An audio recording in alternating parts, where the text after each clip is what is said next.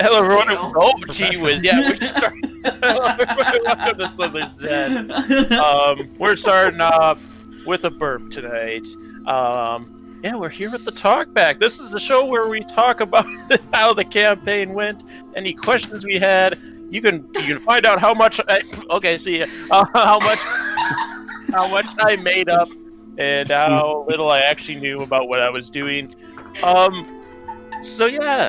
Well, first off, thank you everybody for all the support. This whole campaign, it was crazy. I didn't expect as much as we got, and it was a good time. So thank you for all of that. Also, if you have questions during the stream, be sure to ask them in the chat. I'll try and catch them as I can. We got tons of questions from the Patreon and the Discord, though, so we'll be going over those. But before we get into the questions, I want to introduce my players for the last time, finally, forever. We'll start with DrPhage. Hi, I played Dyrim the Human Monk and the now newly ascended Sparks, God of the Ocean. Praise be, long may he reign. We have Bumblescum. Oh, hey, it's me, Bumblescum. You may know me from Swindler Den's Moot. I played Ukrit the Unsavaged. And we have Grizlocke. Hello. Hi. I played Igor. Is that your Theodore impression? Oh, no. Totally was. I played Igor. I'm happy to be here tonight, but also sad. And we have AbnormalChemist rounding everybody up. Hi, AbnormalChemist. I played Amelia and Mayapple, who is also now a new goddess of the hunt. Yeah. Yeah. Yay! So, actually, going off that, let's start with a question from our Discord. This one came from Neop, if I can find it correct. I altered it a little bit. Well, I'll ask his and the one I altered. So he asked, Neop asked, Chem and DrPhage, how does it feel to have characters be gods? And I altered it a little bit because you didn't really get to play your characters as gods. They were gods. They ended up being gods, but you didn't really get to play them as that. So I asked, if not too different, how does it feel having your characters become gods? It's just altered a little bit because you guys didn't really get to play them as gods. But were you expecting that? How do you think they would go forward with their duties now? I, for one, definitely wasn't expecting Sparks to be brought up as a potential god replacement, just because it felt like he was just good. He had done his piece, and a lot of the things didn't really fit. So it was definitely a surprise when Grizz brought that up.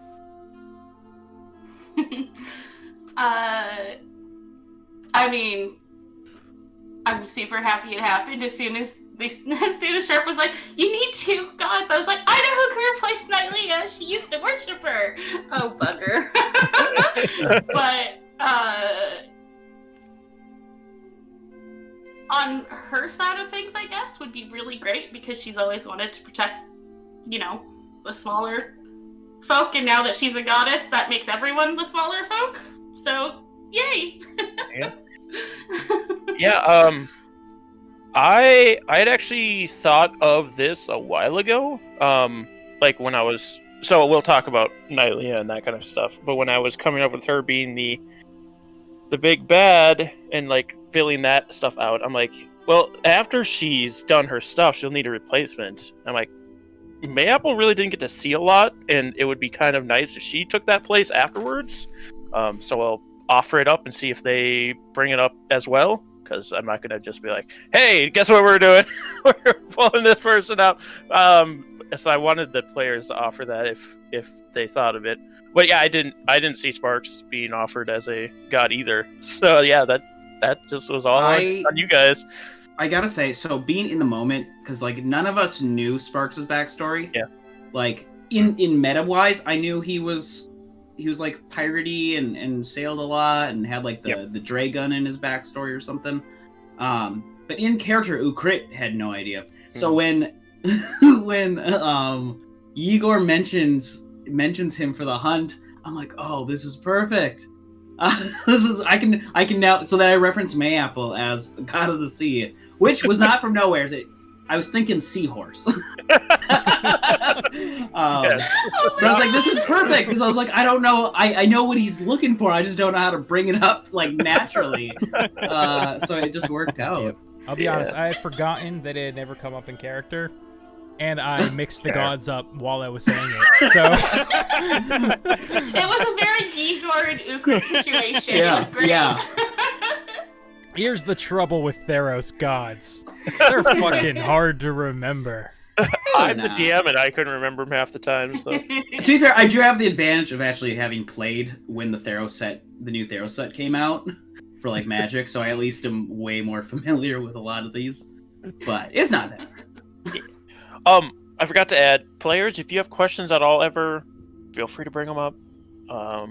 Otherwise, I'll just roll through with other questions. Who's your favorite out of us? Next question comes to us from the Patreon. You little shit. Was there a plan if the crew didn't give Athros any of the items? Kind of. So I had already gotten a few of the items from you guys, so I wasn't super worried about it. I think the biggest knot came in when I was trying to work in that the pearl wasn't the real pearl. And I'm like, oh, they still have the Sphinx's gift. I never got that from them, so I still have to get that from them. But the pearl I don't have to worry about, which ended up working out. I got the Sphinx's gift before the pearl from you guys. But yeah, if you didn't from the start, you're just like, no, we're keeping these. Eventually, Nylea would have had to step in and do something there by force, and just take them from you in some way. But yeah, other than that, I was just hoping for the best. In all honesty, Would we have had more potential nightly ambushes? Because I know Igor, as an active god, Nylea came after him, but just as part of the story would have been. So nope, you guys don't get a full rest until she gets these things. yeah, it would have been more of those, and they would have been a lot more difficult than just the treants, and the lynx might have actually attacked and that kind of stuff.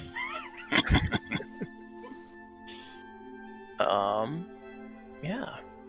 So I would have gotten them any which way. It just sort of depends. Well, yeah, you definitely would have got him because every single night it happened, it would be Igor, and Igor would be like, "Oh, I think he's our friend." And then you'd go off and follow him again and again. Even no matter how many times you say, "Hey, you gotta wake us up, bud." I thought it was good, kitty cat. We have one on team. I thought, why not two? Things like that. Oh boy. Igor's my favorite person to do impressions of. We just had this asked in the chat by Dido, and I believe Bumble also asked that. Did you keep track of piety? So in and how much piety did people have? So in Theros, it's a setting campaign, and instead of a lot of the a lot of the racial traits, all the player characters have racial traits, but they also tie a lot of them into gifts from your gods. And after you do enough tasks that line up with those gods, and either you gain piety, which is gaining favor with them, or you lose it. And when you get to certain levels, you gain gifts. And we saw a couple of those gifts throughout the campaign. I gave everybody one to start with, because there's also another mechanic in this setting called powers or whatever, and I just forewent all those because they all were basically the same thing. So with that, and Amelia gave Igor one, and Athreos gave you all guys one. The problem with the pieties is the levels are +3 piety, +10, then +25, then +50. So eventually you're just never going to get to a lot of them. And a lot of the level 3 ones suck. They're just not great. The one Athreos gave you guys is you all had gentle repose, which I think ended up becoming something else. I think somebody said it was... You said it was one thing. The dying. Yeah, it ended up becoming Spare the Dying at some point, which I preferred anyway. We had Spare the How that Dying? happened? Yeah. Yeah, we got that the day So early. the session that Sparks died, because that was his last thing he did, spare the dying on Amelia, and then went down the next round. Yeah, because there was a confusion, because at first he said gentle repose, which I preferred to spare the dying as a character, because then I was able to be like, you know, like keep people safe while we're like, so they're not dying off in the wilderness or whatever, or like they're not like being buried or left disgustingly. Because I ended up using because I asked him if I could just have it that way still instead, and I've done that. So the rest of you had spare the dying. Yeah, because Amelia had both already from being a cleric, so it didn't really affect her. Yeah, there was a lot of those where either you already had it or it just didn't really do anything. And also, like, the original mechanics of it is you could only gain piety with the god you followed. But I was doing it with all of them because I didn't give you powers. And then eventually it just got to be like, well, Igor has +1 or +2 with every god, and some people have +1 or +2 or -1. It's like, it's a lot of nothing, so I'm just going to stop keeping track. And that was like at like session 10 or something, I stopped keeping track. The question is, did Ukrit have any piety? Yeah. I worshipped Afara, and then we never really did a lot of city stuff. So it was, I mostly just tried to encourage people to not be filthy and homeless or something like that. We'll talk about regrets and stuff later, but that was one of them where it's like, I just didn't know what to do with Afara, even when we started getting to cities. Yeah. That's fine. We got taxi services. Yeah, taxis. So yeah, that was pieties, and what people had for them. Let's go back to the Patreon, because that was a Discord question as well as our chat. So some of Igor specifically had a weapon from a god. He had the Spear of the Sun God, and we got to see a couple of the other weapons. So we saw the Hammer of Perforos, which is what Athena had, the blacksmith master of Acreos, and we saw it's not called a trident, it's called something else. Bident, because it only had 2 times. Yeah, the Bident of Thassa. And it was asked on the Patreon, what were the gods' weapons could the crew have earned? So I looked at getting you guys different weapons of the gods too, just to make things more epic at the end of it. Originally I was going to give the hammer to Amelia, actually, as the reward from Perforos's thing, but I think she couldn't use it for some reason or another. It's like certain clerics get certain weapons they can use, and I think the nature clerics aren't allowed to use what the hammer was, which is, I think it's martial or whatever. Oh, yeah, she didn't have the proficiency. Yeah, she could use maces, but not hammers. Forge cleric, I think, gets that one. Yeah, clerics are weird where it messes between subclasses if you can use, like, heavy armor even, and things. And it came down to there was a lot of martial weapons, and Igor is the only one that could use them. It's like, well, because there's the hammer, there's the Bident, there's the Bow of Nylea, which nobody was going to get because she was evil. And then there was the Whip of Erebos, Mastix, which martial weapon again. It's just like, well, shoot, huh? So the whip ended up showing up in the final fight, though, as one of the acts of gods. So we got to see it. But yeah, because each of the 5 major gods have a weapon that's in the book. So yeah, the biggest thing for me was I knew Ukrit wasn't going to get weapons. So I also wasn't too concerned with helping the gods because of that. It could have been cool, like they might have been able to give you like access to like a spell you didn't know previously or something. Or like a wand of like magic missile or something. I don't know. No, that's fair. Yeah, he could have made up stuff. I was thinking just like internal logical, like, no, there's nothing I'm going to get from these guys. Afara's the only one who's like a god of magic, and we're out in the fucking boonies. Yeah, like that was one of my things too, is trying to find things for Ukrit to have fun with. Because Amelia, I put a couple things in. You only ended up having the weapon or the mace with fire on it, fire damage. There was stuff for Sparks, but then he died. But Dyer started making his own thing, so I wasn't super worried about him. Yeah. But Ukrit, I got the ring in there for that the Knoll Shaman had, and that came up a couple times. And you could have used the Sphinx stuff too, but yeah, with the ring, it was fun because I tied that into his backstory and like into his character and stuff to make it more. So like every time I used invisibility, I brought up the ring and like was saying that was kind of like a focus for him for his shadow touch stuff. The rod, that's actually a question I have. Is what does the rod do? Because because by the time we got to the final battle, the gift I didn't need because I had a band of intelligence.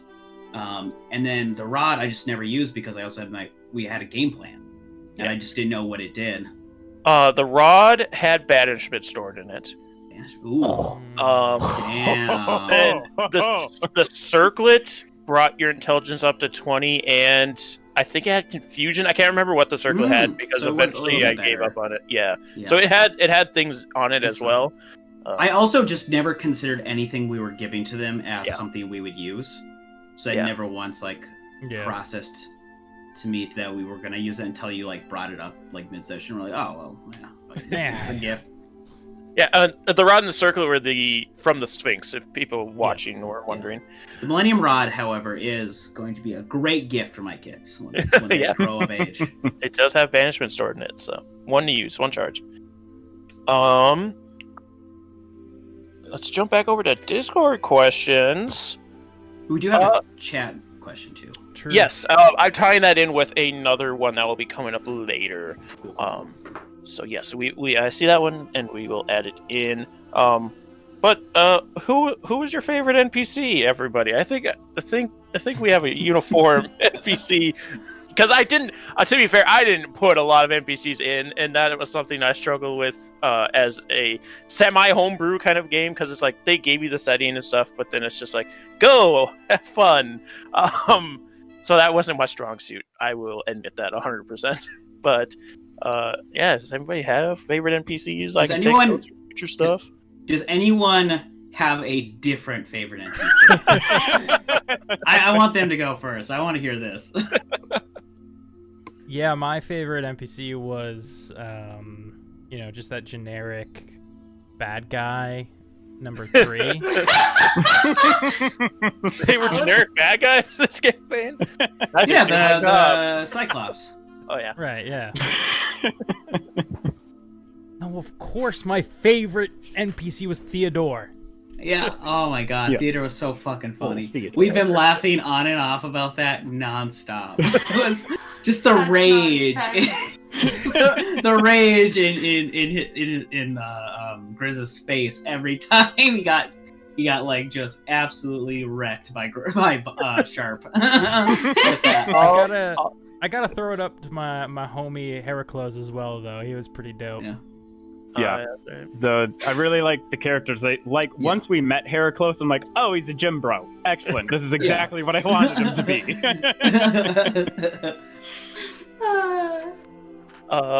Thank you to. I don't want to say this wrong. We're in a campaign, so I don't feel bad about shouting it out. But it's Shaydem, right? Is that how you pronounce it? I believe Shaydem. For the rating with a party of 4, thank you so much. We're doing our talk back for our campaign. Mythic Odysseys of Theros. But along talk back to us. Never.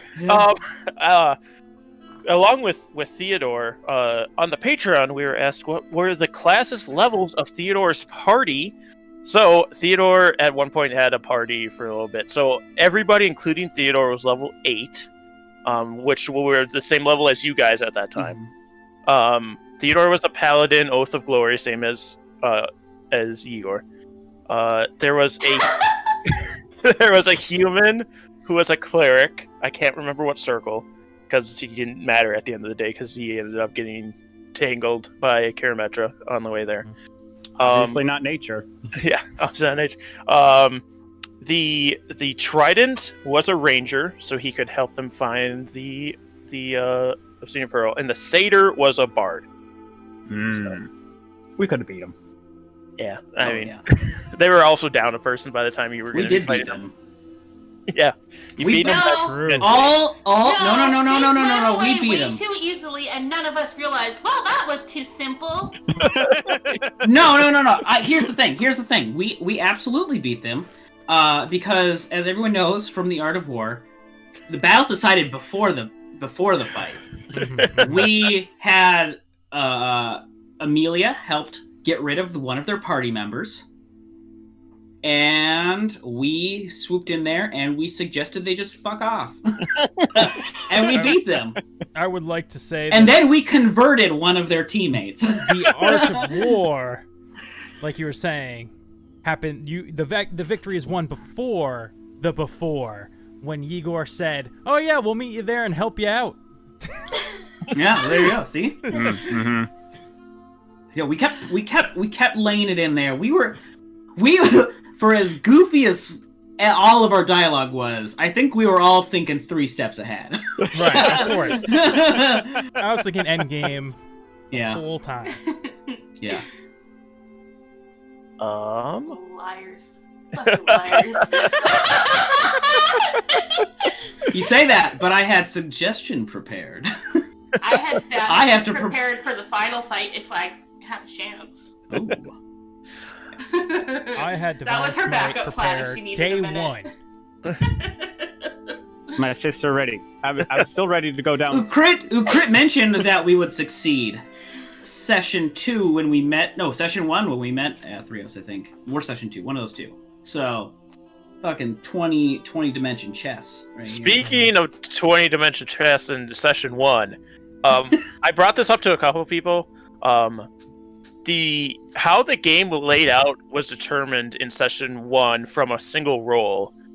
Because at that point, I still didn't know what I wanted to do for the ending. Like, I knew you were going to fight the World Leader, but I wasn't entirely sure how it was getting there, who was doing it, and that kind of stuff. I was in between. Athreos is going to trick you. Erebos is actually the bad guy, or something else. At that point, I wasn't even thinking of Nylea or anything like that. But Ukrit is like, when he's telling you guys all, you got to go get the magical items and stuff. Ukrit's like, I'm gonna do an insight check. Rolls a nat 20. I'm like, well, if I tell him he's trying to trick him, they're not gonna fucking do that. Yeah. Good point. Good point. So, See, victory starts before the before. So technically, we had won in episode 1. yeah. You had to change things. Okay. Well, I hadn't decided yet, so a decision was made. And even at that point, it wasn't necessarily that Nylea was tricking him. It was either Nylea was tricking him, or at that point, it was like you it's didn't the decide Erebos. who the bad guy was at the time. It just 'cause at that wasn't point him. Yeah, it still could have been Erebos at that point. Mhm. Yeah, so the nat 20 determined essentially what would happen during the campaign. Discord, once again, we kind of jump back and forth between the two. How did you feel about the major and minor acts of God? So, for those of you, I guess, tuning in for the talkback, not the rest of the campaign, we did a mechanic where after a certain amount of gifted subs or donated bits, we would invoke the act of God, which is an extra thing that would give our players either a hindrance or a boost. What do you guys think of that, first off, before I talk about it a little bit? I will say that during the final fight with the World Eater, the round that Ukrit finally paralyzed the Hydra, I was looking at my phone and I'm like, we're not doing so good. Should I just throw some bits so we can get some healing, just scales in our mouths a little bit? But by the time I thought of it, the acts were already over and then Ukrit had paralyzed it. But I was sitting there, I'm like, I could spare the money. I want to win this. Pay to win, baby. Pay to win. Hell yeah. No. I thought it worked out great. Yeah. And I did not expect certain people to try and kill us with acts of God. You didn't realize, Dido's going to try and kill you if she's not playing with you? Of course. I mean, I know now, but I didn't know then.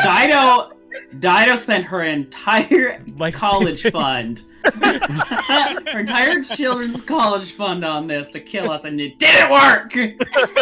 I loved it. I enjoyed the Interactiveness. interactiveness with the audience, but I also just really liked the ability to, like, as a DM, I know doing random stuff never feels random.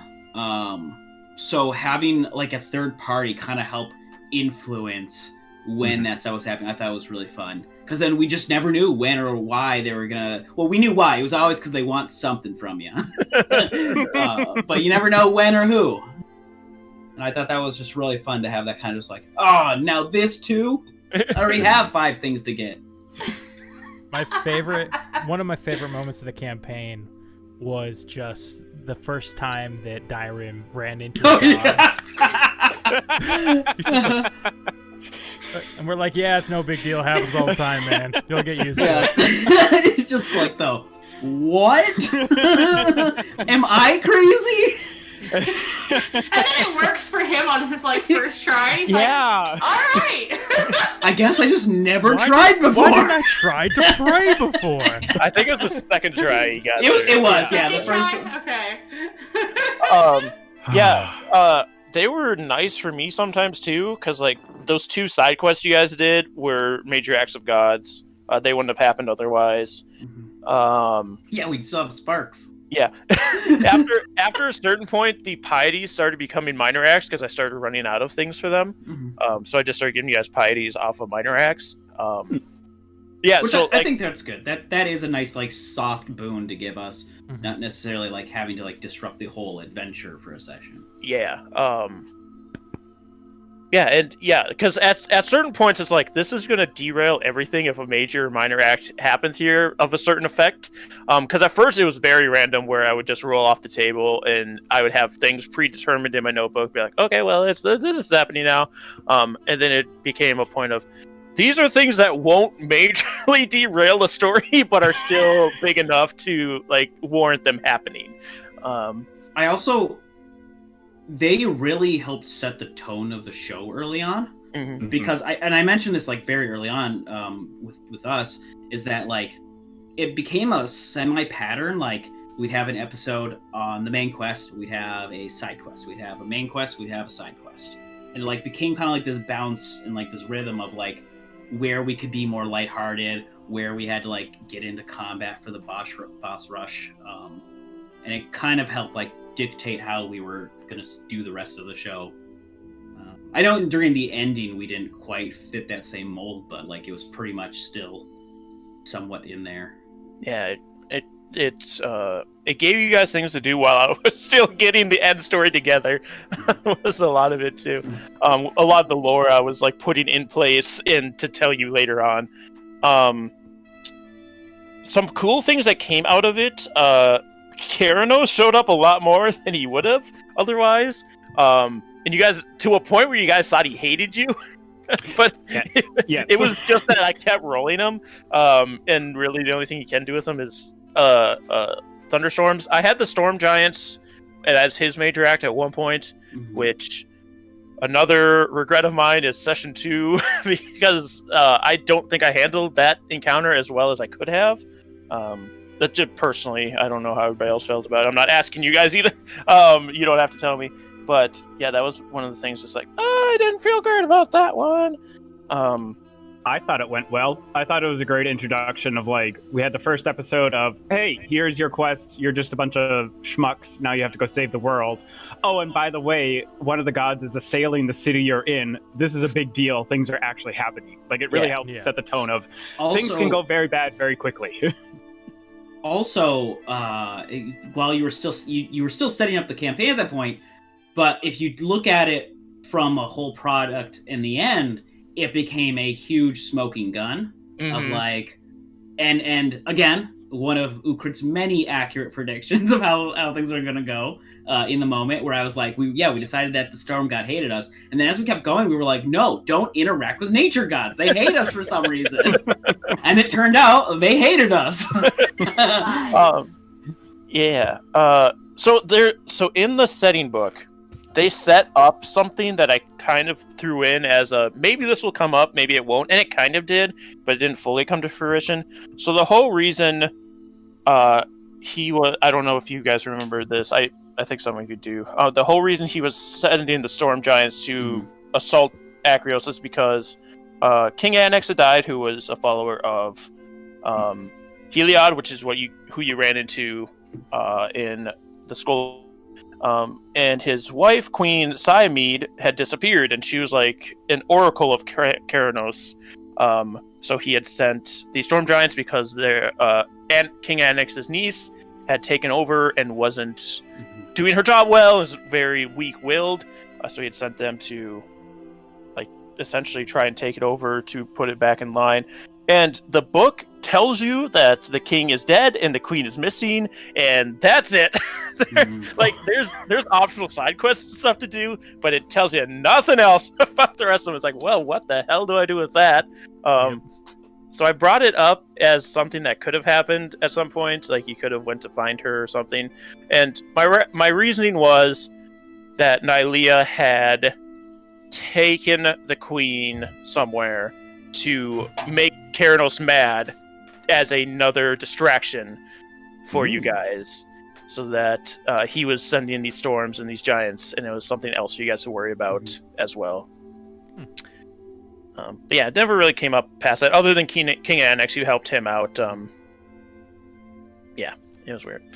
But along with the Acts of Gods, Thassa was one of those ones that was very absent for the majority of the campaign, because it was hard to do stuff with her because you were inland.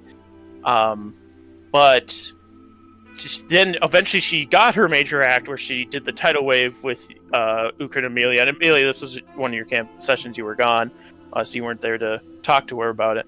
But as soon as Ukra comes out of the water, he's like, well, Thassa hates us. I'm like, I guess she's a bad guy now? At that point, she was not in works with that. That was so close to the end, too. Yeah. Wow. That's interesting. when she became in works with Nylea. Right, because my I asked questions, and I didn't follow up on questions with her, right? So I asked questions, and I let her have her vague answers, and I decided to make those interpret as, she says she knows, so that means... If she knows, that means she either doesn't actually know, or she's being malicious, or she just hates people or something like that. So I was like, oh that's it. Because it only confirmed Ukrid's bias that the nature gods hated us. Yeah. I was reading that situation exactly the same. I'm like, either she's completely oblivious or she's on the bad team. Yeah, I was playing her as she was fine with the mainland of Theros dying, because the majority of her followers were the Tritons who lived in the oceans. But yeah, when you brought it up, I'm like, yeah, that's fine. She can be in works, and that gave me the whole fake pearl thing. So. Oh my god. That's good. Yeah. And Sharp's this is Sharp's second time DMing, and that's a real pro move. Yeah, that's a pro. And I didn't finish my first campaign. Yeah. Good job. But that's how you roll with the improv. That's good. Like, that's real really props. But alongside of that, from our Patreon, we had what were some major acts of gods you didn't use? And I'm using a lot of questions for myself. I'll give you guys more questions in a second here. Don't worry. But so I have a couple written down, and I wanted to tell people the ones from the fight with Paulo Kranos specifically, because I had one for every god, because I would roll every time. Just some off the top of my head. A lot of them I just have the prompts of what would happen in the world around you. That in the notebook, that is. But for the final fight, ones you didn't roll, if you would have gotten Athreos, he would have given you 25 temporary hit points. That would have been so nice. Heliod would have cast a sunbeam, and it was random which direction it came from. So if you were within that direction, it would have hit you. And it was a con save 18, or it takes 68 radiant damage and be blinded. Iroas, enemies can't get advantage against you, which that isn't as good as it sounds, but it works in tandem with one of the other gods. Keranos is called Lightning, which is a dex save at DC 18, and a hit. So I would have everybody roll a dex save. Whoever rolled the lowest gets hit by it, whether you succeeded or not. So you would still take half if you succeeded, but you would just be the one that gets targeted by it, and it's 3d10 lightning damage. That would have been the time that Amelia failed, because that's her one fear was lightning. Yeah. Yeah. Keranos, or did I just say Keranos? Clothis was the cheapest one. I'm really glad she didn't come up, because Clothis is a god of destiny, and she was all about gods don't interfere with the mortals, mortals don't come to the gods, that kind of stuff. So hers was that she would just cancel the next god's act, which is cheap for when you're paying for them through the subs and stuff, so I'm really glad she didn't come up. Crewfix is her, like, counterpart god, and he had a DC 18 charisma save, which this is mostly for the mostly for Polychronos. If it would have happened to Polychronos, it would have happened to everybody. If it would have failed to save, everybody would have been brought to Nyx, and that fight would have taken place there. So he couldn't have attacked Satessa if he would have gotten through you guys. Mogus, this is the one where it works in tandem with Iros. For Mogus, Igor would have had to make a... Actually, I think you guys rolled this. It was like would the have had first to make, one. yeah, Something. would have had to make a DC 18 Wisdom save. If he fails, he goes into a rage. Yep. Which, alongside that, you would have gotten Reckless Attack. So if you would have gotten that and Iroas, then you would just get advantage all the time, and they couldn't get advantage against you. Right. Nylea, which it was stacked in your favor, the final fight with the God Axe, because it was only Nylea and Thassa that were directly against you. Other gods were neutral and would just do damage to everything. But Nylea was a DC 15 Wisdom save when attacking Polychronos or attack fails. So essentially, it was a sanctuary on Polychronos, but it didn't remove itself if he attacked you. Farika was the fun one that didn't happen. So Farika has these two snakes that were brought up a couple times, named Harm and Mercy, after Direm's Hand of Harm and Hand of Mercy. And Direm would have gotten them, so they would have come out of his chest, and one of them, if he could use an action, Mercy would have healed somebody for 1d8 plus your wisdom modifier, and you gain the acid resistance, which helps with the blood spray from Polychronos. And then for harm, you would bite your enemy, and target succeeds a DC 15 con save, or it only deals half damage for the rest of the time, but then it can repeat the saving throw on the end of its turn. Can I just... It's like a clicking, and it's it's my pen. Sorry, I'll that's my pen I was just playing with. I'll have to pick up my fidget spinner. I need something to play with when I talk. Peripheros, so Valathina and Clarice were having their fights on the side to come and join you. If Peripheros would have rolled, Valathina would have instantly joined you guys. And then she would gain an extra strike on her first round. And that was it. That was... Wait, hold on. Everything else. Whoa. Yes. Heraclos. Heraclos, you got. Your strength went to 20. Oh, yes, that's right. Okay, never mind. Yep. And all of your gods had an extra spot they could roll. Because there's 16 gods, and I rolled a d20. So everybody's specific god got an extra roll. Can I ask something that's tangent to this? What? Yeah, so we had two other battles going on. You said there was Valathina and Clarice's people. Mm-hmm. And you sounded like Clarice's people were not doing great. What was up with those mechanics? What were you doing with that? So essentially, I just rolled a d20 against each other. Okay. And whoever succeeded got a tally, and you had to win 3, and then you could join. Oh, okay. So that took a goddamn while. Yeah, they were not rolling great. They weren't doing good. Valathina eventually joined you guys, but the Staters weren't doing great against the Champlain Mounds.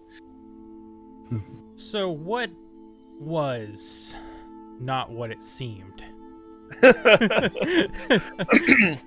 purposely left that very... Yeah, I purposely left that very vague, because it could have been whatever. I was intending it to be that Heraclos saw that the gods were all acting not in accordance with each other, as they should have been. Because if it was just Erebos doing something, then all the other gods would be like, "Oh, fuck that guy! We're gonna do something against it." But there was gods that were just absent. There were gods that didn't know what was happening, didn't know that the world leaders were even being released. Some knew and didn't care, and all that stuff. So, yeah, it was the precursor of, hey, things are weird right now, and you're about to get a lot of lore dropped on you. So, yeah. That was the precursor to it. It was not Theodore or something crazy. It wasn't Dyron was a plus monster. Are you sure about that? Yeah. It always seemed close. After I talked with Farika about Heraclos, my headcanon was, oh, he's just saying this because he's a new god and he feels like he needs to say these types of things. Like, he's just winging it. He's like, not everything's what it seems. This is how gods talk. I think. Oh my god. Like, it was like a foreshadow, but it was such a misdirection, because then we'd get like Theodore, then we'd get Pus Monster, then we'd get just everything that ended up. Then he helped. Yeah. Yeah.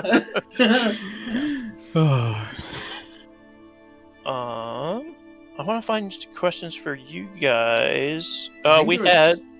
Oh, go ahead. Oh, yeah, there was one in the chat actually. I've got that one down too, so that one will come up later. But that's more for me than you guys do. For Grizz and Bumble, because we had one for Chem and Phage to start off. What were your backup characters for this campaign? We saw backup characters from Chem and Phage. Me and Bumble have the same answer for sure. Oh yeah, absolutely. We didn't have one.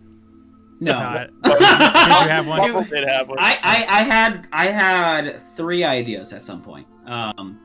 So Ukrit, I had never actually planned to live at any point, and I talked to Sharp at some point. I'm like, when he dies, I have backup characters, and he's like, oh, perfect. That actually helps us when we start getting to like the Kraken and stuff. Now that Sparks is dead, I'm like, yeah, okay, that'll be great when it happens. I really expected to die, and we almost did get a TPK. In the Sparks dying fight. So like I had one. So because I was still going with a theme at this point. So my theme with Ukrit was he was a parody of a philosopher named Gottfried Leibniz. Or Leibniz Gottfried, something like that. He is what Voltaire was parodying in the play Candide. So I was just this optimism guy. Who was a parody of this philosopher and like how shitty his logic was. So I was gonna follow that theme, and I was gonna just make a character named Immanuel Kant, and he was just gonna be a parody of Immanuel Kant. But I scrapped that, and I had a different character who was a Triton named Sebastian, and he was a bard, and he was gonna have like a very like gruff voice as like a jazz musician or something, like a very like Ray Charles or something like that. That's what I was going for. And then underwater, if he was singing, he'd have like the voice of an angel. It was the air is rough on his throat. Otherwise, I was like, dude, we could just be Theodore. We could just ascend to Theodore if we need to. If we die mid-fight or something. So for me, I had no doubt that Igor would see through to the end. So I had no need for such trivial things as backup characters. So, not an exciting thing for me, but well, to kind of forego having to have backup characters, and because I knew that I was going to be some hard opponents at you and may overstep my bounds sometimes with them, I did give you all soul coins to start off. I know a lot of people had died with them and didn't want to use them, and you ended up giving away towards the end. How did you guys feel about having that safety net from the start and choosing if you got to use it or not? Did it seem cheap to get it from the start, or did it feel like it was fair to give you guys that? I thought that was our first gift from the gods, basically. It was like a nice, like, hey, you are the champions. I am the god of passage. It felt natural because of who he was. Mm-hmm. And also, he's a god who wants us to succeed in the saving of the world. So yeah, he's gonna try and give us a second life. Yeah. And again, your homebrewing stuff, I expected everything to be tough fights. Whether or not they were. I think to be fair, I felt like there was one fight that was like the toughest to me, and otherwise I think we accidentally steamrolled a lot of the monsters. Mm-hmm. So we didn't really need them as we were going. I think it became apparent that eventually, like, okay, we don't really need these until like the main fight or something, hopefully. But I thought it was fine. I thought it was good, like a nice expectation builder. I don't know if anyone else has any. No, it was definitely one of the reasons, though, I thought Igor wasn't going to die, because I was like, he's going to use the coin. Yeah. Well, Crit was going to use the coin until I gave it away. Oh god, that's a whole other bag of something. No, I mean, when we were planning things out, like, I didn't know we were going to have soul coins, but I had in my backstory that my childhood friend had died and I was the cause of their death. And that's when Sharp gave me the coin that was different from everyone else's. I'm like, this is where it's coming in. I gave him ammunition and he's going to have it bite me in the butt. So Sparks was never going to use it because if he got to the end, he was going to give it to Atheros to bring his friend back. So once we were in the meadow with the dead satyrs, Sparks was also having like his own mid-campaign crisis. So he really didn't know what he was doing anymore. So he's like, you know what? I can help out these satyrs. I wasn't going to use it anyways. I'll just give it up. Cam, do you have anything to add with your soul coin experience? Mine's a little different. Just because I was originally going to play with Amelia to start, but then I heard there was another satyr, and I changed to Mayapple, and I really didn't like her in the end, so I was like, screw it, just let her die. So my opinion's very biased. There you go. It worked out. I will say, like, Mayapple, like, I mean, obviously, Ukrit's his own character. I purposely made him unbearable. Like that, because that's what I was parodying, was this unbearable, like, snobby guy who also believes everything happens because it should happen, and he justifies everything. So he hated you because of that whole egg situation. But I thought you were like a little bit more reserved. But I thought Mayapple was a nice addition to it, because I felt like you were still like, you were the more serious one at that point, which kind of would have helped us keep on track. But Amelia did the same thing, but a less serious version of it. Yeah, that's my only regret, is I should have just played her from the start. Hey, it all worked out in the end. You got a god out of it. I wanted to backtrack to the major and minor acts of gods. I found it very funny that there was 2 sessions where people were really gunning for major acts for something they wanted to happen, but they were gunning during the wrong session. Because so we had the Knoll Den fight where every act of god was bad. It was bad no matter what. And I know it was both 2 people were fighting to get the major acts of gods rolling, because every time you had a major act, the summoning circle would progress a turn further into summoning the Titan. And I know somebody specifically was trying to get good acts to happen, but they weren't gonna happen ever. They were just killing you ever quicker. And then in the final fight, somebody was trying to get you guys to die by donating a lot, but it was very hard for that to happen because a lot of the gods were with you at that point. Was Nisa and Dido, respectively. Yeah, I will say. Us and Dido was trying to kill I will us. say, Dido could have at least succeeded. I think any of those hits, and we would have been screwed. Yeah. So we got lucky on that. Yeah. If Nylea or Thassa or even the neutral gods, if they would have just randomly hit you. Because Paulo Kranos hits hard. And I didn't even have to buff his hits. Yeah. I just left his hits alone. I buffed his HP. That was it. It was awful. Yeah. And with the Knoll fight, you were 1 round away from the Titan being summoned. So if there would have been one more major act of god, it would have died. Well, yeah, you would have died, and the Titan would have gotten out, and then you would have all came back like, well, that sucks. The Titan's out, I guess. So at that point, you can't really do much about it. Would have sucked for Igor to have to see that all of his friends had died. And at that point, as he's walking with them in the line. I was gonna say, at that point, that would have been the moment in which Igor and Ukrit would have had to spend their soul coins. Oh no, Igor couldn't at that time. He didn't have one. No, that was Orskos. Orskos was before Igor Skull of Air. Had 2 at that point still. Yeah. So the 2 of us would have survived. Yep. Yeah. So this one was asked by a couple people, the Patreon and the chat.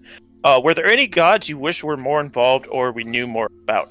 I got really lucky that DrPhage made Direm, because Farika was one of the gods I really like and wanted her to be involved in some way, and she got really involved really quick with Direm, and she knew a lot because with Hydras and Polukranos, they're both kind of controlled by both Nylea and Farika.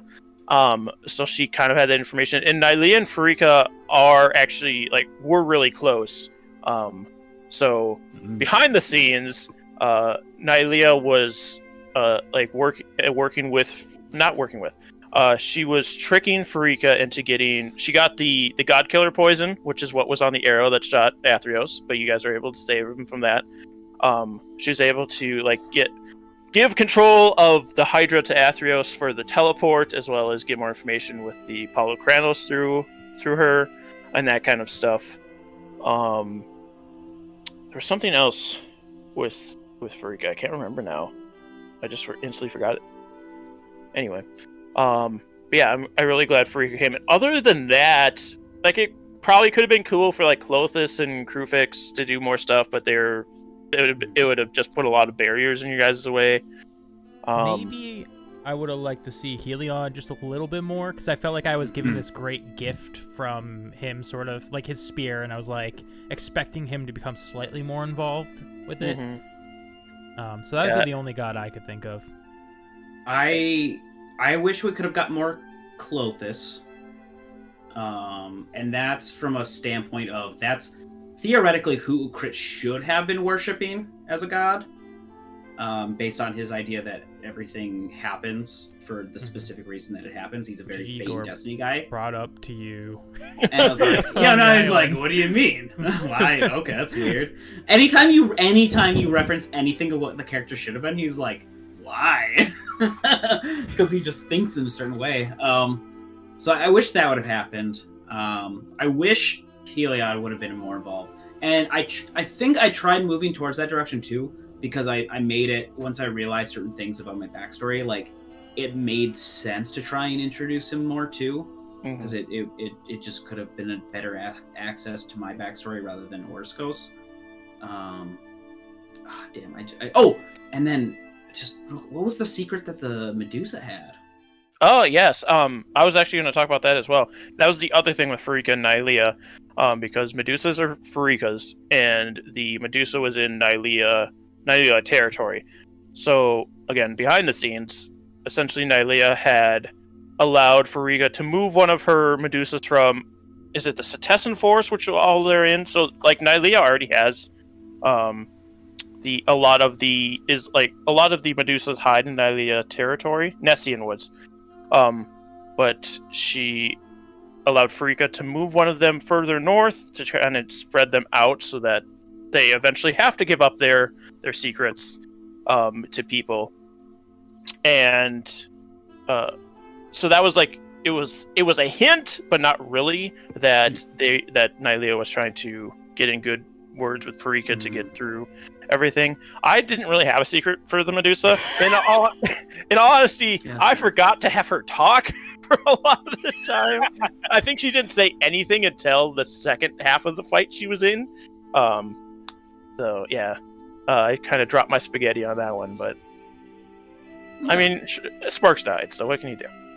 Yeah, it's fine. It was just that immediate we just got destroyed by this Gorgon, and then now we have a guy with a Gorgon mask who worships their creator. Yeah, it was another secret thing. Didn't keep Ice Knife being his friends. The cleric would have been down. I didn't. What do you mean? He dodged all of my Ice Knives. No, you knocked Amelia down, which killed him because she couldn't revive anymore. Sir. Yes, but if Sparks was meant to live, he would have. If he was meant to live, I would have never thought to Ice Knife. It's true. Igor got Ice Knife plenty, and he was still alive, so makes sense. Oh, you're right. I should have Ice Knifed him. Everyone who got Ice Knifed lived. That's true. Because I certainly didn't hit that goddamn Medusa. Yeah, I also with the Medusa, I read after I had already done the encounter. They like Medusas because in D&D they're all just called Medusas instead of just it being one Gorgon's name. They barter for their life with their secret is how they get out of dying, which I didn't do. She just died. But at that point, I think she would have anyway because Sparks had died. So there's only so much to get around it. Well, I actually interrupted the process. I don't know if Kem had any gods that she I was going to ask Kem too if she had any gods she wanted to see. I don't know how much of them because I didn't do a great job with that. Well, I think a lot of us, it was just like, we got teasers of gods and we're like, oh, okay, well, what's this about? What's this about? Yeah, essentially. Only so much you can do in 17 sessions. With 16 gods, and one of them I'm making up on the spot. It didn't. Oh, it's a god per session. What do you want? Yeah. Who was it? Oh, there was a possibility that Erebos could have played a lot more. You could have had a whole underworld adventure if you really wanted to. If you just be like, hey, we're just gonna go confront Erebos, fuck this. You could have had a whole underworld adventure as a possibility. So I don't know if you were already gonna answer this, but I know you said to us at some point you were kind of surprised it took us so long to get to Melites. Yeah. Even though that was my first goal, but it was kind of how the campaign was flowing. It was hard to justify rounding back there. Is there an order you thought we were going to do the item collection in? Yeah, and this is partially my fault as well, and also just terrible planning on my part at the same time. So my initial thought was, which makes zero sense once I think about it, you would go Harpy Egg, Cyclops Eye, Sphinx, Crown, Pearl, which you just saw in my hand motion. You would have went this. It makes zero sense. So yeah, the way you guys went made more sense. It was a circle, but that was my scaling, at least for challenge level, of how hard they were going to be. And at that point, the crown didn't have the queen with it. It was just the crown.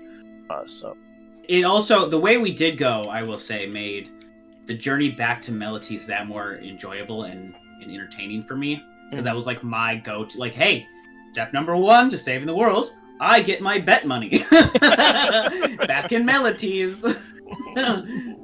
So not getting to earn that right away was having to work for it. I thought that was great, and it just made this frustration of why do we keep going in these stupid directions? There's no towns. I don't want to take too much more of you guys' time. We'll do a couple more here. A couple of these I can kind of boil into one. Did you have any regrets with your characters, or how an encounter went, or a specific battle? And how would you change that? I know that's wrapping a lot of things into one. I mean, I already stated my biggest regrets. Playing Mayapple instead of Amelia? Yeah. She was just so much more fun. Yeah, I really liked it. Easier to get along with the group. And, yeah. I really liked our 2 editions of the new characters. I liked Sparks, but I liked Iron a lot too. So, and Amelia was great. I loved Amelia. I think my biggest regret, at least with Sparks, was him and Ukrit had too much tension between them very quickly, and then never really resolved it. Nope. That was part of what he was going through once we got back to the Skull of Vale. That was going to be then Sparks' redemption arc. He was going to be moving away from the line and the secrets all the time and working on other stuff, but just having that tension and then never resolving it made it hard for us to do a lot of things, because 2 of our people hate each other. Hate each other. It's very fun. I asked Sharp right away what everyone's characters were like, because of just how Ukrit is. And I literally thought the character I was going to get the most along with was Sparks. And instead, it ended up being the Ukrit and Igor buddy cop show. Yeah. Yeah. I do feel that my biggest regret is because I feel like I have good experience in like communications and like not trying to dominate a lot of like the role playing, because I like to give people more chances, and I try to force myself to like, because I could talk all goddamn day, but like I try to like reserve myself from that so people get their time to shine and whatnot. And like I still feel like I didn't pull back enough at times. I do regret that. Just because Ugrit, I did try at times to be like, and then he's probably just, you know, rambling at this point instead of like actually like going through stuff, just because I wanted people to like to know like what his scene, like the scene is with him, but like not actually have to like be the focal point in any way. For me, I would say I would have put a little bit more. I mean, time is always the factor here, but if I could have, ideally, I would have learned Theros a little better, like their mythos, because I had such a hard time remembering god names and who was what and all that stuff. So I 15 sessions to learn your own gods. I was gonna say, it took you a long time to get your own god's name. Can I? While we're at it, I just want to bring this up. Hey, Igor, did you ever give Amelia's flower to Heracles? Heracles. You don't even know his last name. I don't fucking care. But no, you didn't. You specifically brought up like in the epilogue, like talking to him or like bringing him something or donating something, and none of it was that flower. And I was like, all right, classic Igor. Igor. No, the other regret I have now forgotten. Because I've been interrupted. No, just kidding. This is something I wanted to do. So the whole series, Igor was holding on to a egg yolk sack from Ukrit's third child there. Oh, fuck. And the whole series, I was thinking like I gotta find a way to try and like have this restored. And at the very end, we are given one wish, and I completely forgot about the egg. So I was like, if I had remembered, I would have been like, and bring back, Megan or whatever. It was Ustablob. Yeah. And having Megan come back would have been nice. Actually, that's my biggest regret. It was in the minute of it. I wasn't thinking straight about it. I was like, it took me until like the break or something to be like, God damn it, they killed Megan. It was no longer a noble sacrifice of my child. I had one more thing. Oh, yeah. Just related to... it's not a regret. Kind of similar to what Bumble brought up. I didn't know who Dyrem was going to get along with, and at first I thought, oh, it seems like he's going to be buddy-buddy with Ukrit, and then the development of Amelia and Dyrem's friendship, one of my favorite things of the second half. Just like the best thing ever. That was so good. No, that was great. I liked it was nice because it was like, God, I don't know. I don't have words for it. It was just like a good emergent relationship that you guys had of like, well, because you made Dyrem from Meletes also, didn't you? Yes. Right, and his upbringing was compared to what Ukrit's current worldviews are, did not work, but it wasn't like hostile. It was just like, we're both like, we're just, we just had different opinions on Meletes. Yeah. We had different experiences in what Meletes is like. Yeah. With Dyrem too, he was made that session. Like I know you had like a like character lingering around in your folders, but essentially Sparks died. We did his funeral. I said, how quick can you make a character? and then I was like, would he be in a library?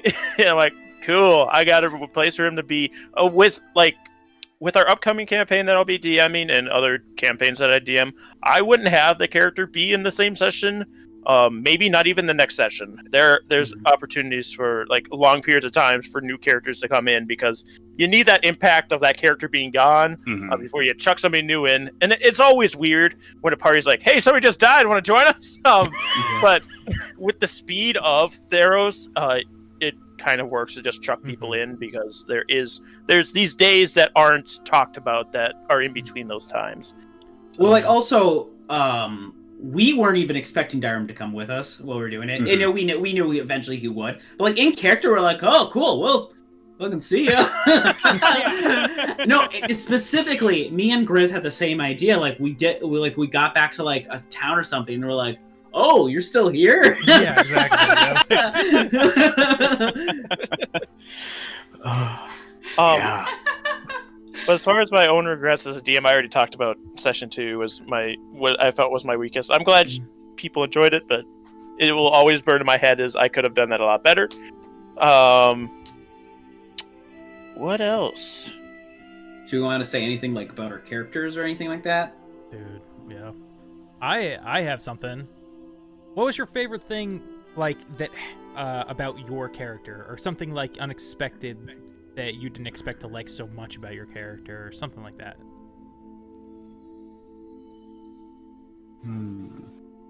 Mine I know already, like top of my head. It's like one of the more impactful things that happened in that campaign. I didn't expect to die ever, but I did expect to die in a way of like, okay, he's arrogant, no one likes him, I'm a fucking wizard, I'm gonna die in one hit. So there's always a good chance I die.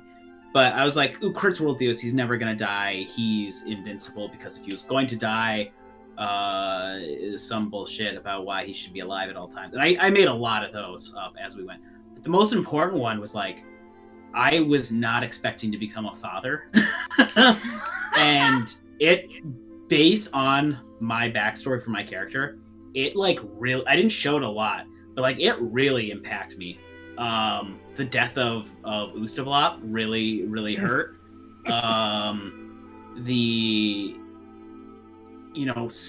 Just being able to see my kids again when I got back, and all these like knowing that they were gonna grow up to be like such nice, successful people, like I think I almost cried twice over them in game.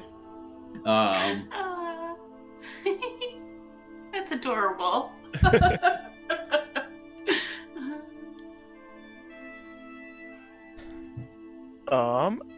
Unless other people want to talk about how they love their character, I'll let you do that. Otherwise, I think as my final question, we can keep talking. I don't care how long we go; it's up to you guys. But I could talk all goddamn day. My final question will be, I wanna hear your praises. In all honesty, what was your favorite monster to fight or encounter that you guys had? I have mine that I'll do after you guys talk. But yeah, and I can answer questions on any of the encounters if you had any too. So I have a major and a minor encounter. So I know what one was mine for Amelia. Let's start with Amelia's favorite encounter then. It was the Satyr girls.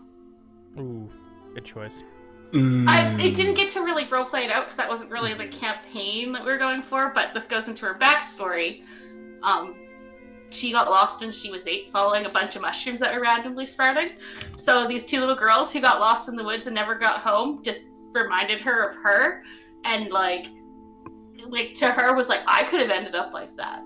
And instead I'm here helping these people maybe save the world. And so like for me as a character, that was like just the greatest. I was like, this is so good for development. But it was like, oh, too bad it's not more RP heavy. Yeah, the Satyr girls, or as they're known from their monster stat block from Kobo Press, or Mylings, were a very surprising encounter for me that I didn't expect to hit as hard as they did. Because the origin of the Mylings being added to the campaign was that Bumble was going to be late because he was at work that day and it was going late for him. So I'm like, I've got to come up with something. I'll take like inspiration from one of Nadpod's side quests where they had the Mylings in, and then I'm like, well, they're in the Skull of Vale, so they'll be satyrs, obviously. And then I listened to a lot of dialogue from BioShock of the Little Sisters ahead of time to get the vibe for them. And then I put him in, and I'm like, Igor's gonna go help him because Igor loves just going and doing whatever Children. I throw at him because Igor's the perfect PC. If I just give him something, he's gonna go do it. And Ukra's not there to yell at him, so it's a double-headed sword there, double-bladed sword, and it resonated with the PCs so hard. I'm like, I didn't expect this. This is actually kind of cool. It's really funny. You all had this emotional development because while I was just gone, basically. And I come back and like, why are you listening to children? There are no children. Kind of ruined the tone, and I feel bad, but. I mean, I think, at least with Sparks, I think that's also my favorite encounter for, because it really did, like, that encounter, and then the moment after where, like, Sparks is trying to get Ukrit to be semi-respectful of the dead, and he's like, no, you killed my daughter, why would I be nice to you? That was, like, for both me and Sparks, it was like, oh, I fucked up. Like, I have not done the right things in my life, that this is the situation I'm in. So, if he wouldn't have died, but that was definitely the pretty big turning point of like, oh no, I need to make up for this. I did a very bad thing. I really like the Myling fight, but if I had to choose another, probably the Dragon. Cinematically, I think that's the coolest. You know, the ship gets attacked, and we all, like, I just see the battle of us all standing on water fighting it, like running across the water and shit. It's very cinematic in my head. As the waves go. Yeah. It was a cool scene. The cannon dragon is one I've been wanting to use for a while, and I'm like, I can sneak this into Theros. It's fine. Go ahead, sorry. Oh no, if you have more. No, go ahead. The minor one I had was Sharp accidentally spoiled the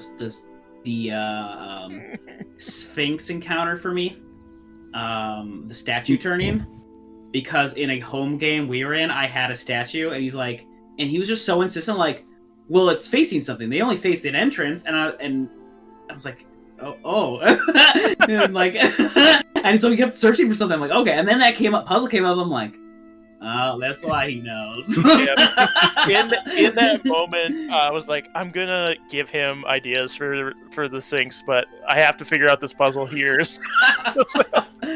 My major one, because obviously I wasn't really there for the Myling encounter. My favorite encounter was actually the Cyclops, because that was the first time we had even a smidgen of teamwork. Mm-hmm. And it wasn't a lot of teamwork, and we did have a character die as we were just trying to figure our shit out as a team, and we kind of just like all tried to work off of what each other was doing for once, even though we were like just co-workers and not really like fully got along yet. But I really thought that was so funny, and it set a huge precedent for the rest of it, in which like we just didn't know whether or not things did or didn't exist, whether it was like someone's Cyclops' brother. Did that exist? I think we made it up. The children. No one said anything about children. We just made it up. Things like that. That we just kept assuming were things. Because we like accidentally, like we just said something on the spot. And so we thought it was real. It was asked, does the Cyclops actually have a brother on the Patreon? I don't know. Maybe. Maybe. He was stupid enough to believe he did, so maybe he did have one. As far as mine, like, each of them had their own thing, because I tried to make each encounter, like, especially the bosses, different from each other, because that's what this campaign is, just fighting things. So if they were just, we're going to go punch them for a while, it's not as fun. It's like the Harpies were fun, and I got to use my Harpy Scream, which I've done my whole life and never gotten to actually use. So I got to do that. The Cyclops was fun because I got to use like a lot of it's because I got to use fun monsters I never get to use and I've been wanting to use. But if I had to pick one that wasn't the Mylings, it would have been the Ice Queen. Even though she didn't get to do what I wanted her to, which is just fly around and like freeze you guys, which would have made it almost impossible for you guys to kill. But like she had that fun dynamic of trying to steal the spear from you guys, and then you guys just crit her like 3 times in a row.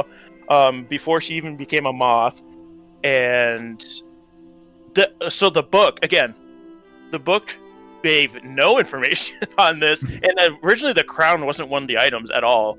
But I was like, how do I get them over to that side of the map just to check it out? And I was reading, and on that spire, on that peak, it's like, there's a frozen crown here. Ooh, and that's all it says. And it's like, okay, I guess I'll do something with that. So the Ice Queen wasn't even there for like the first couple sessions. There was just a crown there. So that leaves me with a question for you, Sharp. So, would you recommend the Mythic Odysseys of Theros book to people, and the setting, like the play-in? I think so, because it gives a lot of different things that you don't get from a lot of campaigns. Like, it's a really good starting point if you're trying to get into homebrew, because it gives you a world to work with. Where it's not like a module, like, hey, do this stuff and go do this thing and that thing. This is like, these are the gods, these are the cities and things going on in each of the cities. These are some monsters, and here's some optional side quests, which I used a couple of. Like, the Harpies was a mixture of my own thing and one of their quests they gave. That King Minotaur that really didn't play a whole thing was a side quest in there as well. So, yeah, it's a world where there are humans, and then Minotaurs, Satyrs, Centaurs, and all these other things you don't really ever get to play. And it's not really out of place for them to be there. And Leonins are in this too, so I think it gives a lot of options that you don't normally get playing D&D when you're just in the modules and that kind of stuff. So yeah, I'd suggest it. It was fun. You get to play around and do whatever you want in it. So. One thing I really liked just about the setting in general was the piety system. Like, when Sharp brought that up to me, I'm like, this is all I've ever wanted in a D&D game. Like, that type of stuff where if you're any sort of religious character, it's like, yeah, you pray to them and then like maybe they care about it. But just having that mechanic, having that in like a long form campaign, like where you can do more RP and more like downtime sessions, that would be so much fun to play out more. Yeah, and I went pretty heavy-handed with how much the gods talk to you guys, because they're like, "I'm here," because I thought that was more fun for people to do. Oh, absolutely. So, I think so. Someone who has, as a person who has played Magic the Gathering, I think it's the better of the two Magic the Gathering setting books for people to get into, because D&D doesn't really play like Magic in the way elements work and like Magic works. And the other one, Ravnica, is so based in guilds and like guilds based off of the elements that it's a little bit more hard to interpret and get into. I think Theros is loose enough, and like you get the idea. It's a Greek setting. It's a lot more accessible, I think, for everyone to get into out of the two settings. For sure. Nice. Also, piety. I'm working on a video about something, and I reference that it's great to have a book actually bring up more ways to get inspiration, like mechanically. Yeah, because usually in D&D, like clerics and paladins and stuff have their gods, and they already have their spells and stuff from them. Mm-hmm. They don't really get much else from their gods other than when they level up and get their spells. So it's a fun way to bring the pantheon into your game as well. You don't have to necessarily be a paladin or a cleric to get those boosts from a god too. So yeah, and that's the thing. Like, not everyone. You don't have to be a cleric or a paladin to worship these gods. Mm-hmm. Like, that's how it is in anything. And this is like the first time it's like, hey, I know you're not a paladin or a thing, but hey, your god still is looking to you, so you can still get favor from it, which I think is really nice. Yeah, because your gods only have powers because of your following of them. So they give these present. Yeah, they need to give these pieties out to people so that they continue to follow them and spread their following and that kind of stuff. So it's like symbiotic kind of relationship there. Other than that, I mean, we had the question of if there's a season 2. Maybe. I'd say it's harder with a game like how Theros ended. With campaigns, and I treat this like, think of movies like this as well. movies, D&D campaigns, things where they end on a good note and the good guys won. A lot of times, the sequel becomes like hey, we're just gonna go fuck around for a while. Yeah. Or like a rehash of the same plot. Yeah, it's just a rehash, and I don't think it would be as satisfying of a campaign. I think it would still have fun, but I don't think it'd be as satisfying. There's a possibility. I said it. I left it vague enough and be like, "Hey, you're gonna go fight the Kraken." To be like, there could be a season 2 if we wanted to, or just even a mini thing, like or even a special mini. episode. I during our break for that last episode, we talked a lot about this, and I had mentioned like if we did like a year anniversary one shot where everyone comes out of retirement to go and kick the Kraken's ass or Thassa's ass or something like that. I thought that'd be fun.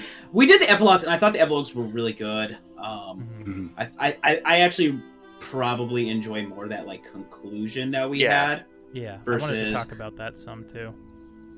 Yeah, now that I've actually thought things over, I definitely have more thought out.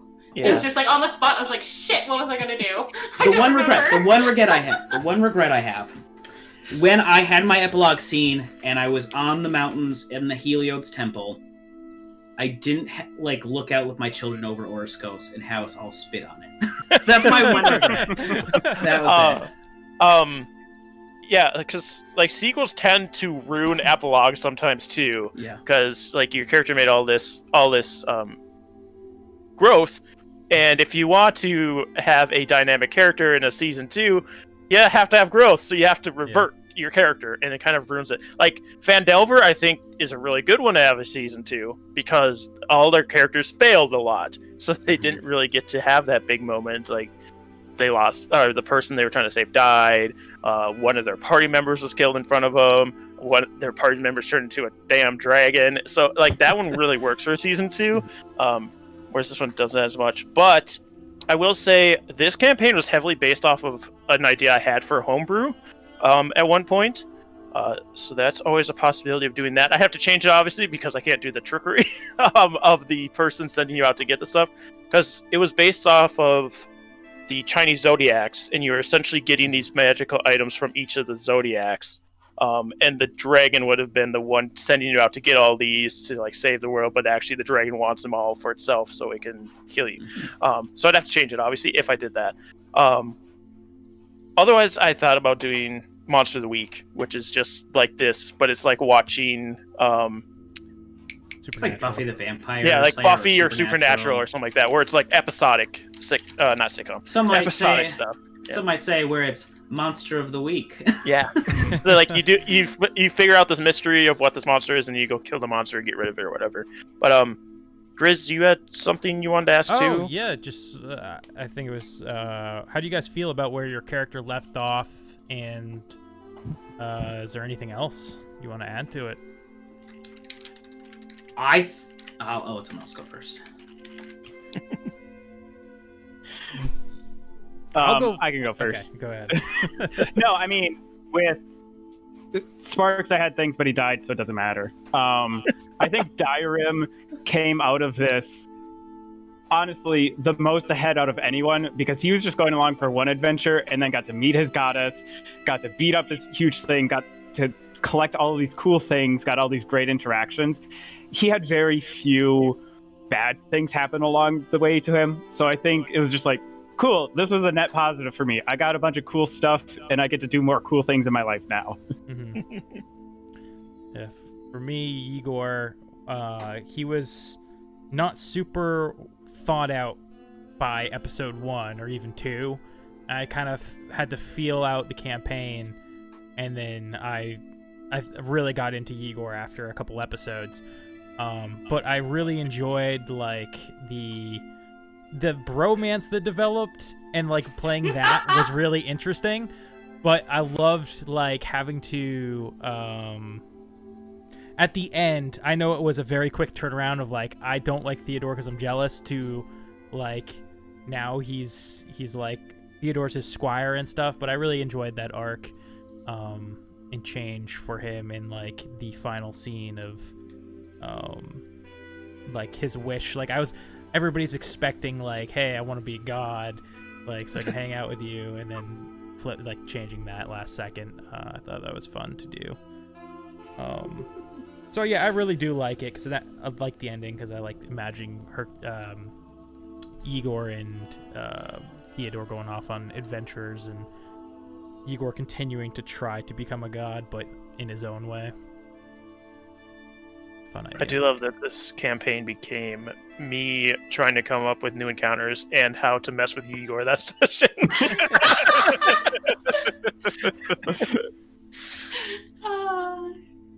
Kem and Bumble, did you have things about how your epilogue went? I mean, I thought of things after, she's super happy she got to see her parents again, that her brothers were fine, and, she can hop between there and hanging out with Dyram and, going back to Skull of Vale to try and fix it with her nature cleric magic and stuff, and I was just like, I didn't expect her to want to keep going. I thought, she'd be like, yeah, I did what I need to do, or, find my family, go home, and then I'm like, she made a bunch of friends, and this is, much better ending, so I'm just really happy with that. I just wish I'd played her more.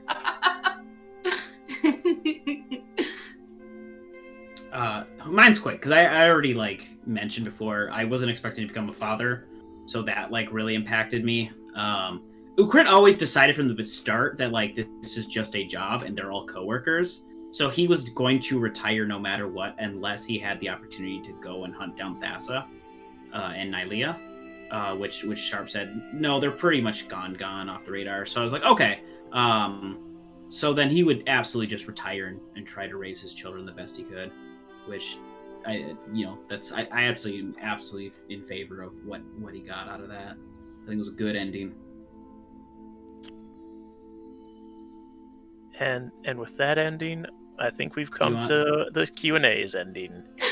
Okay. Do you want to talk? I didn't know if anyone has conversations about their character that they didn't get to go on, because I know for instance Sparks didn't really get to get into his backstory let's do backstory until the very end and stuff like that. Mine Mine was the most subtle. So it was I tried not to overtly use my backstory in game as much as possible. Yeah. I know Igor's backstory developed as we went, and I feel bad about not working with you to have a better one off the top. I will say I'm glad nobody wanted to go to their homes other than the satyrs, because I had nothing. I had general ideas for Orskos Leonins and the centaurs of those two tribes, and kind of what I would do if you went to the Minotaur lands. But for the most part, I'm like, they're not going to go anyway. So. No, my favorite thing that I remember is we just don't talk to anyone. We don't stop anywhere. We just wall it up and we go for it. And we're all like, yep, that's what we do. That's what the boys do right now. It's all we got to do. Plan. Yeah, the session after Mayapple died, it's like, we could go to all of our hometowns and all of us are like, we don't want to go to any of our hometowns. We all hate it. Yeah. What was the question?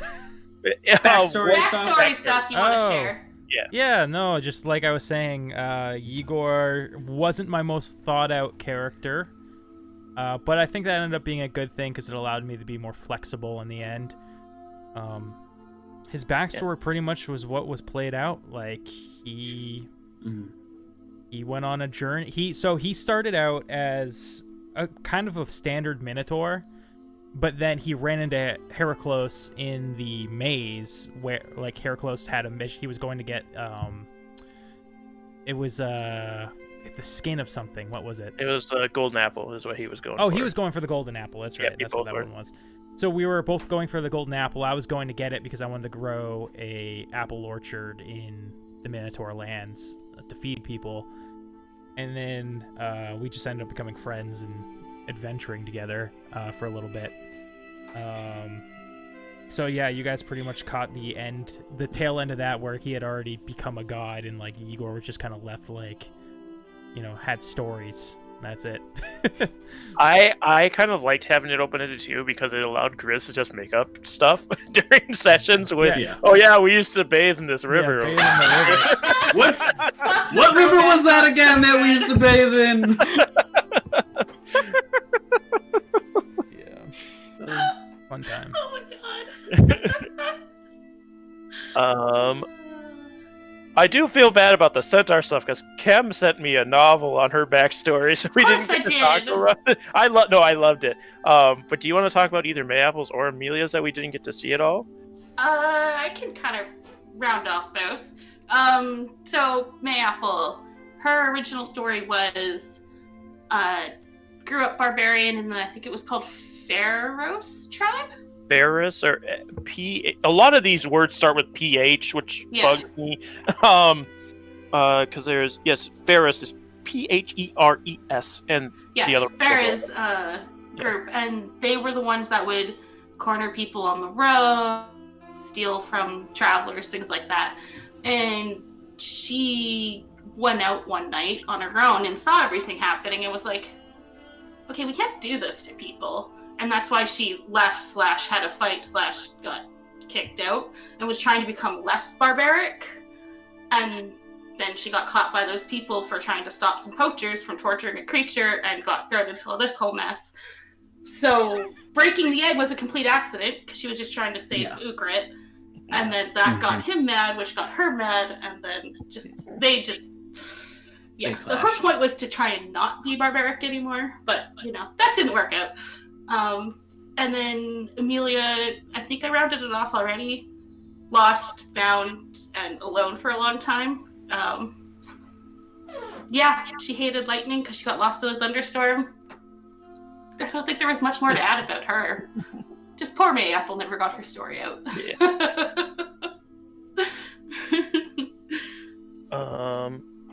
Either one of the other two want to lead with theirs? Because I know you both have backstory stuff. So. I'll go. I mean, Dyrem, essentially, kind of like Igor, it all came out in the moment, mostly because I made him. Like, I had the idea for the monk, because I wanted to play that class, and I thought it'd be cool. But then, like, all of the backstory stuff was during the break, and then all the time that Sparks was dead, I'm like, I gotta think of things. So what is this? And then everything else was made up on the spot. So there wasn't a whole lot of depth with Dyrem. Amelia asking 99 questions as soon as they met.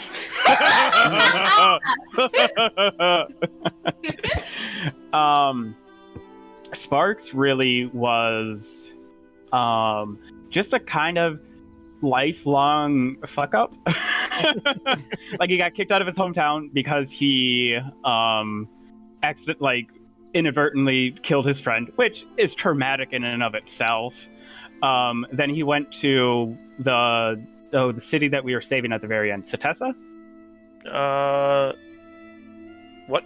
Sorry, Setessa? What about Setessa? The city we were at the very end? Yeah, Setessa. Yeah. He was there for a while and then got kicked out because they're like more of a matriarchal society, and he was just a dude, so he's like, okay, you need to leave. Then he was on a boat for a while, then got captured by pirates, and then got captured by the law. So, like, he was just really, I would say up and down, but just, like, little ups and then just, like, not having a good time in his life. And, I mean, with the egg incident, the big thing was he already felt like he was going to be the bad guy, quote unquote, or, like, he didn't care what people thought about him. So that's why he did what he did, because it's like, you can hate me. I have no feelings towards you whatsoever, but this obviously bothers Mayapple, so therefore bring your ire upon me, because it makes no difference. My life is already trash.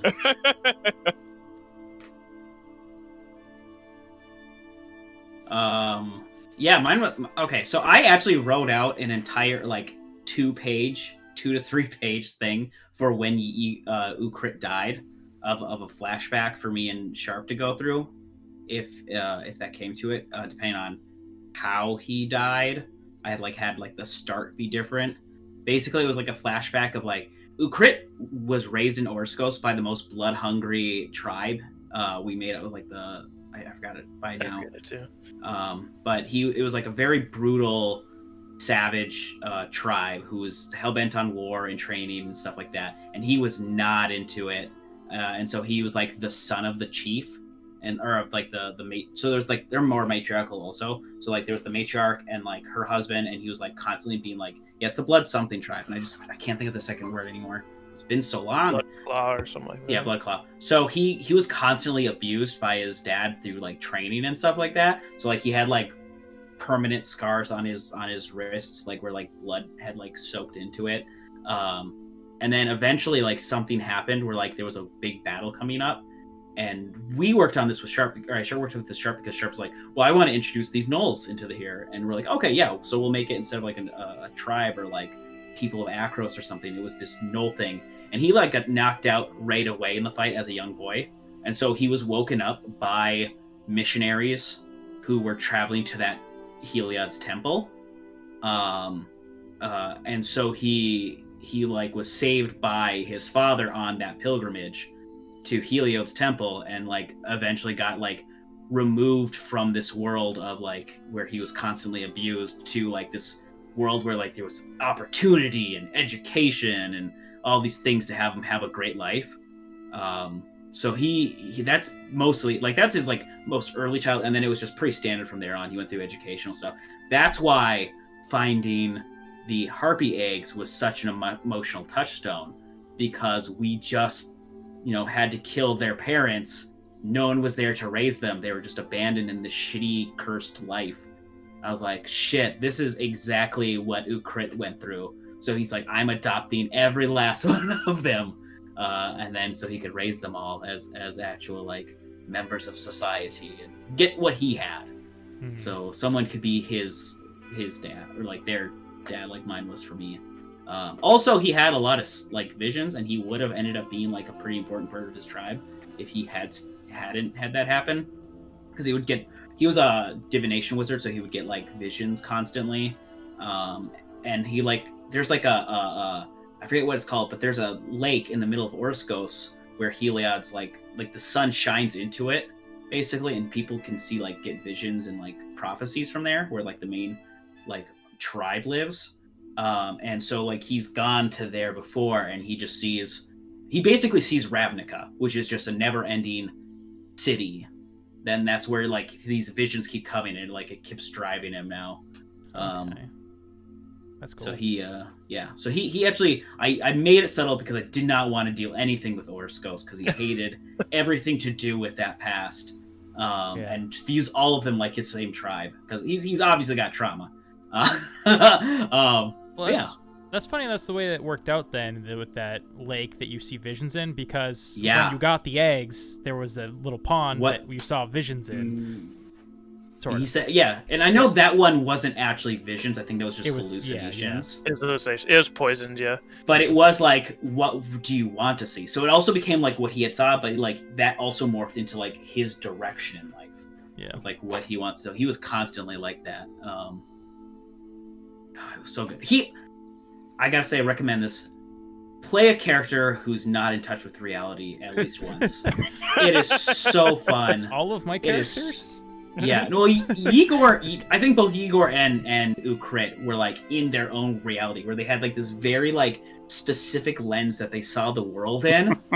And it's just so funny just being that out of touch as a character. And like seeing these events in such a weird light. Yeah. Yeah. So along with the epilogues and stuff, and I've seen this come up in the chat, and it was asked in the Discord. How hard was the Kraken? Are you guys going to fight the Kraken at some point? I'm not going to reveal anything in case we do. I will reveal it's a challenge rating 26, and arguably harder than Polukranos was. So that's why I kind of was like, oh, it's kind of good they didn't fight him, because they might have taken away from Polukranos. I did buff Polukranos because I think he's only like a CR 17 originally in the book. The HP. Yeah, that's what I was going to talk about. So I basically left Polukranos alone as far as what his damage was, because I think it was like, in one turn he could one-shot Ukrit with maybe 1 or 2 heads, and he hit Ukrit no matter what, unless he got a nat 1. It took 3. He had a lot more HP than I initially thought. So I have a lot of con. Yeah. So with all of his attacks, he gets a plus 13 to hit. And then it's either a 2d10 or 2d8 plus 7 on the damage. And each of the heads can attack. I did kind of I changed the encounter enough where having the heads as separate entities as far as tokens, both it changed up the combat, so you had to deal with all these heads and you knew where they were and how many you had, but also nerfed them, because if he was just a singular token, you don't have to worry where the heads are. They can just be where you need them to be, and they can cross over each other and stuff. But I prefer to have that Hydra fight. That I don't know how you guys feel about that, having the separate heads moving around on their own. Definitely fun. Yeah, it was a different way to fight, because that was my strategy towards the end when I wasn't sure how much health it had left. I'm like, we just got to start taking down heads, because it takes them forever to tear off his own head. So I was going to switch to taking out heads again at that last round. Episode 1, we got into confusion because I have Acid Stream, which I think is now Tasha's Caustic Brew or something like that. And that is a line and it affects everything. And I think the tokens made it a little confusing for how to deal with rays that affect everything in that path. And then we decided on something. Fast forward to the end of the thing, I cast Lightning and I'm like, how does this work? Because I'm like, in my head, I'm like, I'm going to get through 3 heads and a body and I'm going to do damage to all of them. And I'm like, then I'm like, no, we went through this and I don't know what it was. Yeah, if it would have been brought up again, it would have just been attacking the body as an entity, because it was its own thing. But it also gave me the opportunity of, if this thing just 5 attacks somebody, it's going to kill them, and that's not fun. So, I could have 2 of the heads that are too far away be like, they are dealing with something else. Because it is essentially fighting 5 monsters when there is 5 heads. When it's not the smartest of creatures. It has a 4 intelligence. So it's not smart. But also, so because the HP pool is so low and the AC was so low for Polukranos in the book, I was like, they fought way harder things. They fought a cannon dragon, and the frost, the ice moth, the ice queen was an ancient dragon as far as HP pools go. Which that was another thing, because I kept critting them. I kept bumping up the HP of the moth during the fight. And I suggest this for people who are running these big boss fights to make them impactful. You can change certain things. You can't change their actual stats. You can't change how hard they're hitting. And you can't change their AC.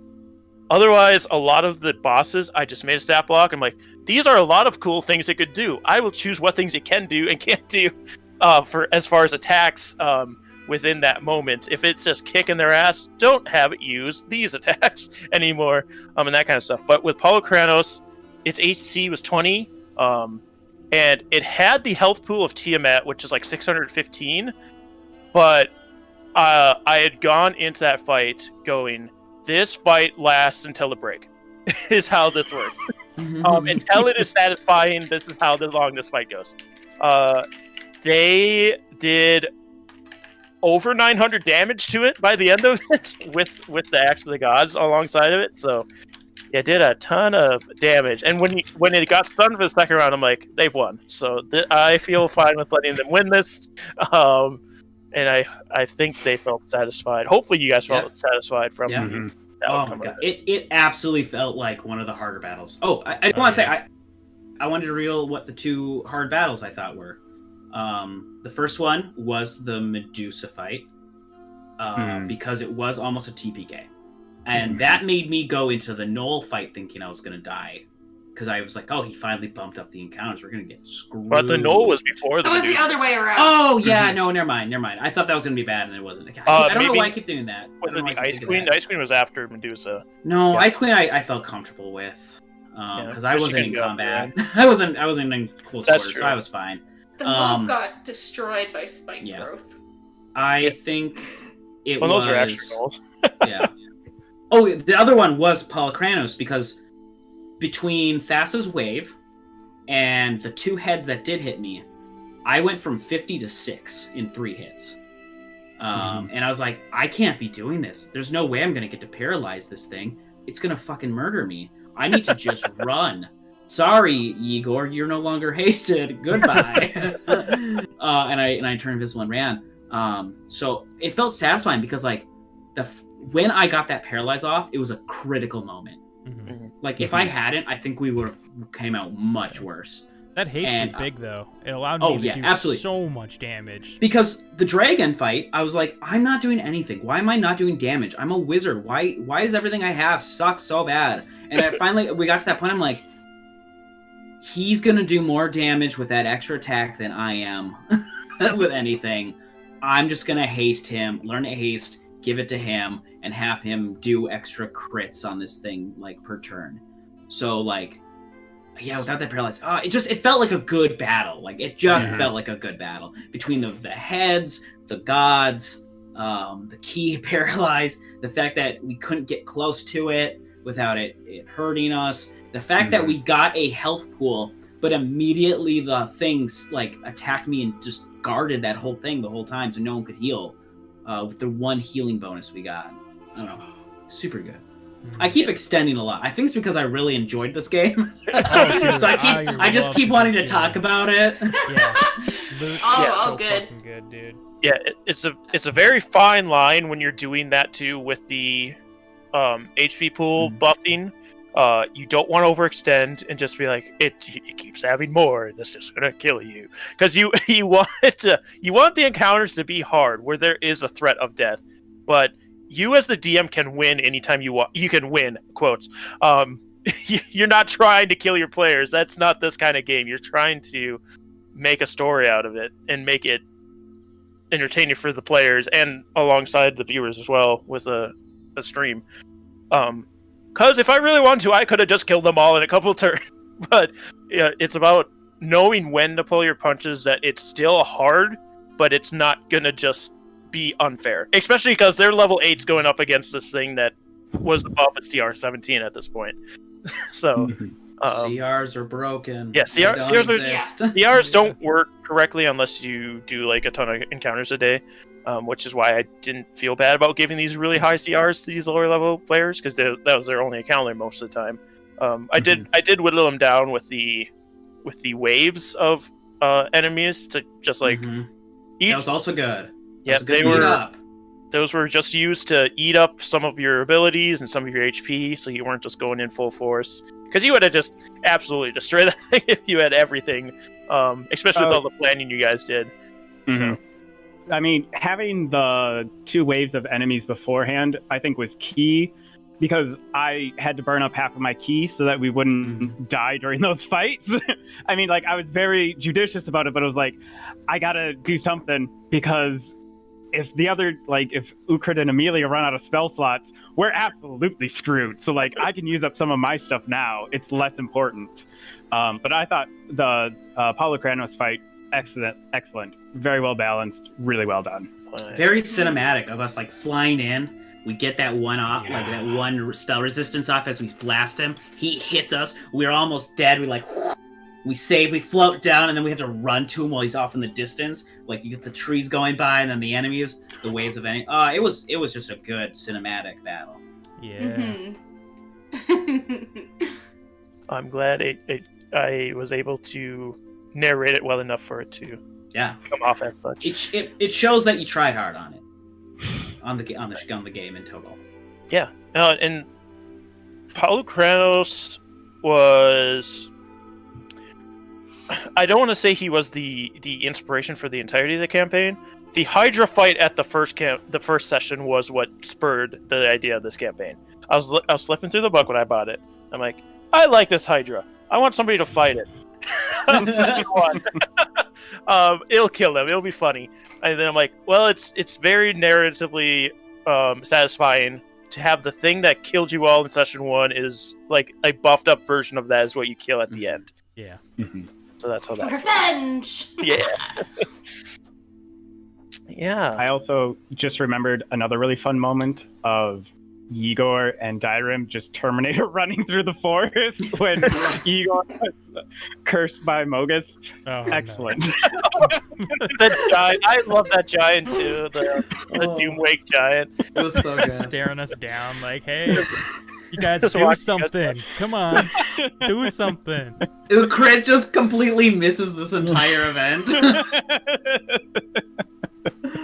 Oh, it was so good. God, it would have killed you if he wasn't possessed by Mogus at that moment, basically. Because you guys would have ran into him and like, oh shit, this thing's gonna kill us. We gotta do something. But instead, Igor's like, I'm more scared of that pus monster. Yeah, the Demonwake Giant was another thing where it's like, oh, where do I fit this in? Because originally it was going to be part of the flail snail encounter. It was going to be watching over the flail snail. But then I threw in the Grillons because I think it made more sense that they were just kind of hanging out in the same area that the flail snail was at, and you made them mad. Just a little like what goes on after, because sometimes we stay up until like 3 or 4 in the morning talking after these. Yeah. There was like an hour-long discourse on whether or not the Grillons would actually have bubble butts like Grizz described. And it's the funniest thing to me. I was like scrolling through for some information in our chat, and I'm like, why are there so much gorilla butts? As we try to prove to each other what's right and what's wrong.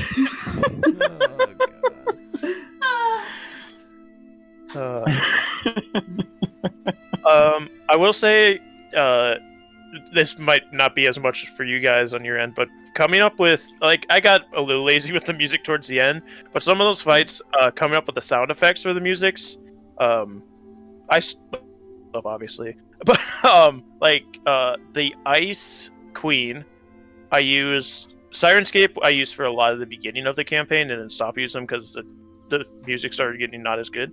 But I mixed in cries from King of the Monsters with Mothra and both her moth form and her larval as the queen was flying around, or supposed to be flying around when she was a moth. So those were those roars you were hearing. And the Phoenix, when it flew past, was Ho-Oh's cry from Pokemon I Choose You, the movie, or whatever the hell that one's called, where Ho-Oh is in it. So yeah, just stealing those smaller sound effects and sticking them in was fun. Yeah, at least. But yeah, unless we have other crazy stuff to talk about. Yeah, we didn't really talk about. Well, we talked about the Ice Queen, but there's the Elders. Was all stuff I added. Those were good ads. I liked you interacting with those. Yeah, it gave a third side to Theros. Of like, it's not just about these gods and us. There's other things besides us. Plus, the silver goat was an awesome doe. Yeah. And I kind of based some of that off of like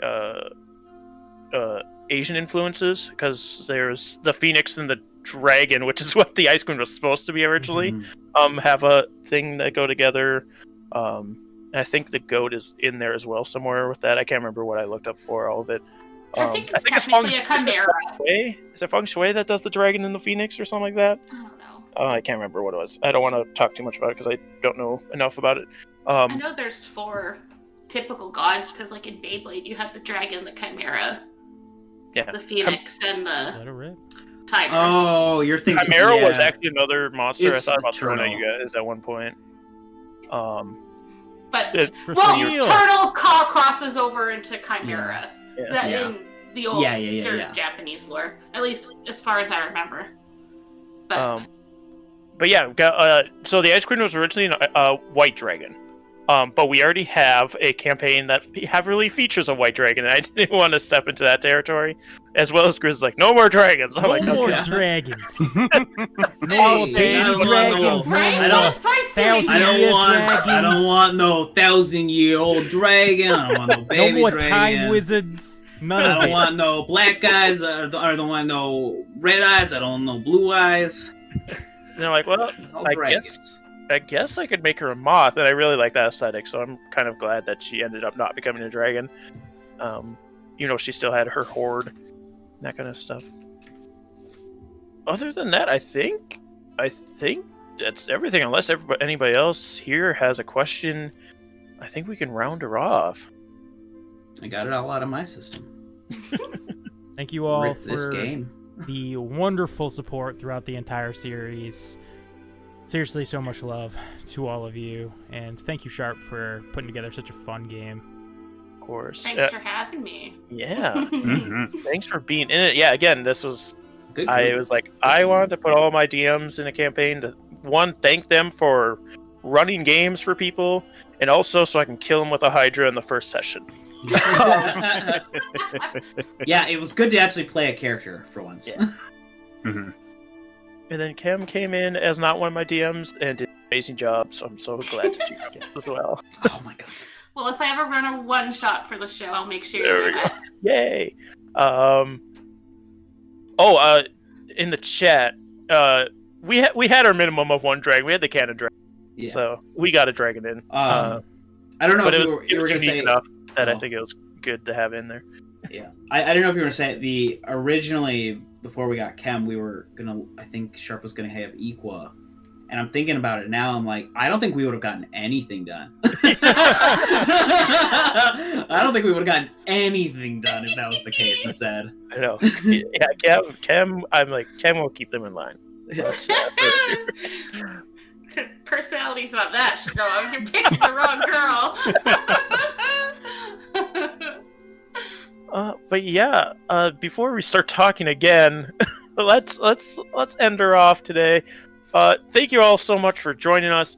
I'm gonna go down the line again for my players, and because we're gonna take a week, I'm gonna take a week off, and I'll come back to the DMing chair May 19th. So be sure to join us there, same time, same place. But where can we catch you guys during that time, or in the future, or that kind of stuff? We'll go reverse again. AbnormalChemist, where can we find you to continue to support you? Here, Swindlers Down Mondays, for Amoris, where you can see my lovely free trying to survive the epic nonsense that happens there. I don't know, Twitter, AbnormalChemist with the 0. I don't stream very much right now. I used to, but... And then we go to Grizlocke. Hey, how's it going? You can find me on Mondays, Wednesdays, and Sundays here on Swindler's Den as various characters. I do have my own personal YouTube and Twitch if you want to check them out. I have not streamed or done a video in at least a few months now, but I am going to be moving into a new space, and with that, I think I'm going to start easing back into the streaming life. So go check me out at Grizlocke on everything. Bumblescum. Hey yo, it's me, your boy Bumblescum. You can find me on Twitter at Bumblescum. You can find me on the internet at www.bumblescum.com, where you can also find my stuff, The Interdimensional Library, which is a podcast that is a D&D podcast. I haven't uploaded stuff to that in a while. I've been on hiatus for that, working on other projects. We will get back to streaming on Saturday nights here coming in a few weeks, hopefully. So check out that. That's going to be fun. You can find me on YouTube at either Bumblescum or Interdimensional Library. You can find me streaming. I stream at Slime Basher on Twitch. That is where I do all the streaming for IDL also. But we do IDL, I do Pokemon, and I do art. And when Overwatch 2 comes out in 1,000 years, we'll probably make content for that. And DrPhage. I mean, you can find me for streaming here. This was my first time streaming online, and I was very grateful for Swindler's Den for letting me be on here. And then Sharp also invited me onto his next campaign as well. But I will say this was a ton of fun. I've really enjoyed this group. I've really enjoyed playing with y'all. I mean, if you want to follow me on Twitter, it's Little Growth. I don't tweet very many interesting things. Yeah, and I guess if you want to find me, I'm around town. Stream at BakaZombie, Twitter at ZombieBaka. And I'll be here. I'm here on Sundays. 2 Wednesdays from now, I'll be DMing again, and I'm on IDL as well, in Dimensional Library, that is. Other than that, thank you, kids, so much for joining us. Thank you. Thank you, kids. See you next time. Have a good night, everyone. Night. Thank you.